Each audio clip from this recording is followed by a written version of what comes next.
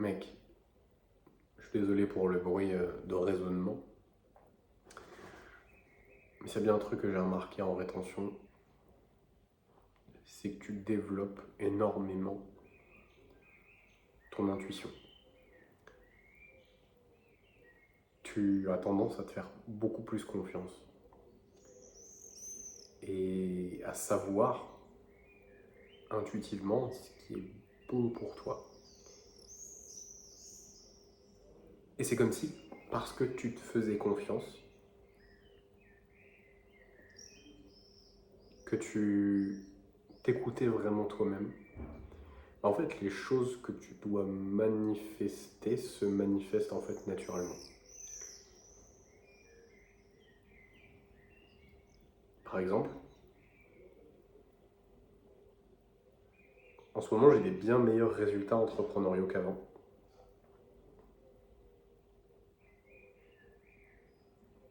Parce que je m'écoute.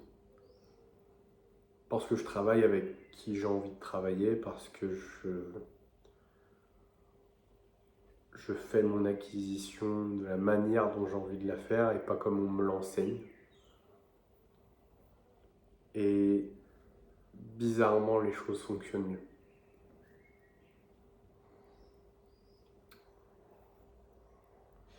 Et en fait, c'est parce que tu fais des choses pour lesquelles tu es naturellement bon, pour lesquelles tu es naturellement fait.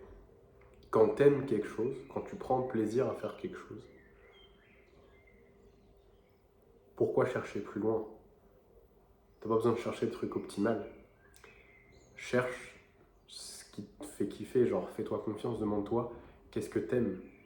Et il y a encore quelques semaines de ça, j'arrivais pas à savoir ce que j'aimais parce que je m'étais tellement déconnecté de moi que je savais plus ce que j'aimais et la seule chose que je pouvais dire c'est ce que je devais faire et pas ce que j'aimais faire.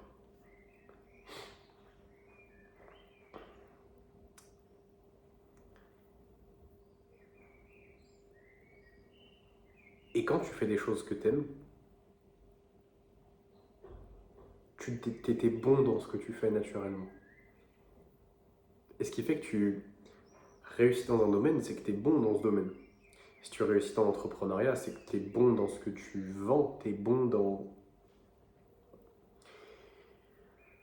Si tu vends une expertise, c'est que tu es bon dans cette expertise.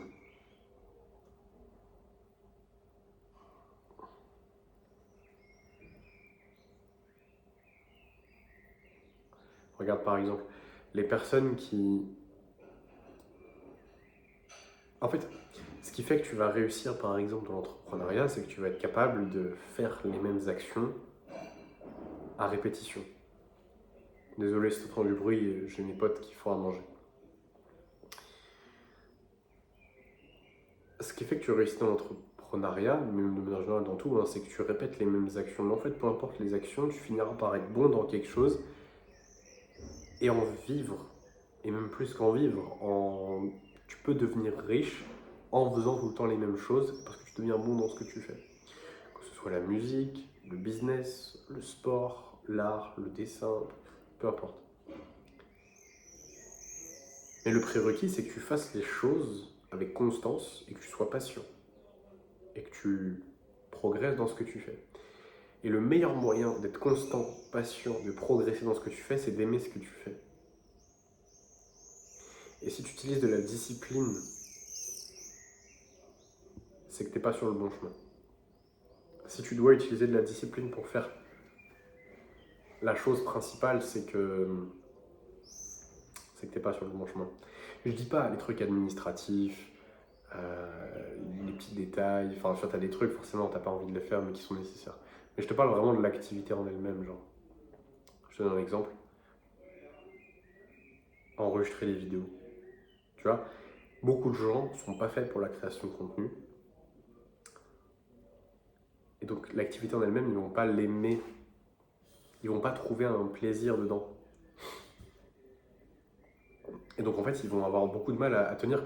Mec, ça fait 10 jours que je fais une vidéo, entre une et trois vidéos par jour. J'ai tellement d'énergie quand je fais de la création de contenu. J'ai une, deux, 4, 5 chaînes YouTube.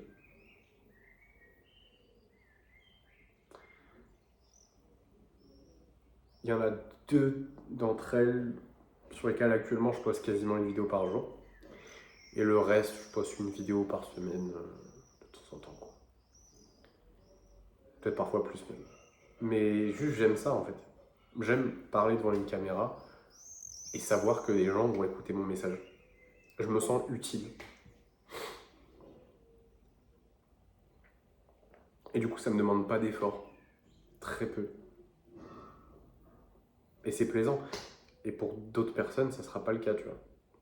Et à la fois, il y a des choses que je pourrais pas kiffer et dans lesquelles je serais pas bon. Et d'autres personnes seront très bons dedans et ça sera leur avantage. Et donc, la seule question que tu dois te poser, c'est de quoi tu as envie? Qu'est-ce que tu aimes faire? Mec, qu'est-ce que tu aimes faire? Moi, si je prends mon exemple, j'aime faire de la musique. J'aime enregistrer des vidéos. Et j'aime transmettre à des gens des choses et voir que ça les aide. J'adore ça. Et évidemment, en parler avec des potes, rigoler, etc. Bref. Et demande-toi, genre, ok, comment est-ce que je peux remplir plus mes journées de ça, en fait? Et littéralement, mec, c'est tout ce que je fais. Et je fais juste de la création de contenu, je fais de la musique, je rigole avec des potes. Et tout se passe comme il faut. Genre, je fais pas mal d'argent. Tu vois ce que je veux dire? J'ai des bonnes relations. Je suis en rétention. Et je sens que toute ma vie se dirige vers là où j'ai vraiment envie d'aller. Toute ma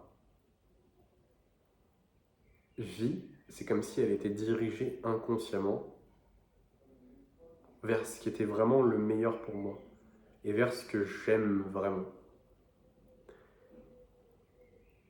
Et j'ai jamais pu faire ça quand j'étais pas en rétention. C'est marrant parce que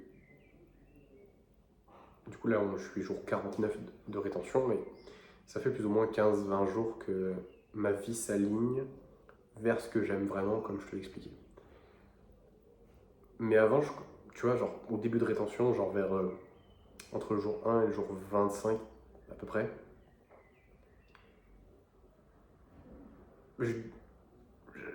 j'allais pas forcément aux bons endroits. Enfin, j'avais pas de certitude et j'avais pas de clarté sur ce qui était le bon pour moi et j'étais dans l'incertitude malgré le fait que j'étais sur le bon chemin. Là, il y a toujours évidemment de l'incertitude, mais j'ai la foi. Je sais que je suis sur le bon chemin et je sais que ma vie s'aligne vers les bonnes choses. Et c'est marrant parce que lors de ma streak précédente, à 51 jours,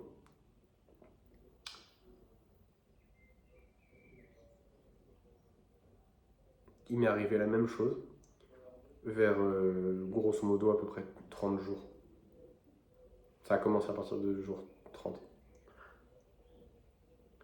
Ma vie a commencé à se diriger, mais tu sais, c'est un peu comme si je déplaçais une montagne, mais mètre par mètre, tu vois. C'est comme si genre toute ma vie allait vers ce qui était bon pour moi, mais le meilleur moyen que je peux te décrire pour te décrire un peu la vitesse et l'amplitude du changement, c'est comme si je déplaçais une montagne mètre par mètre. Tu vois, c'est pas fulgurant, mais je le vois. Et je le sens. Et, euh, et donc en fait, quand tu vas être en rétention,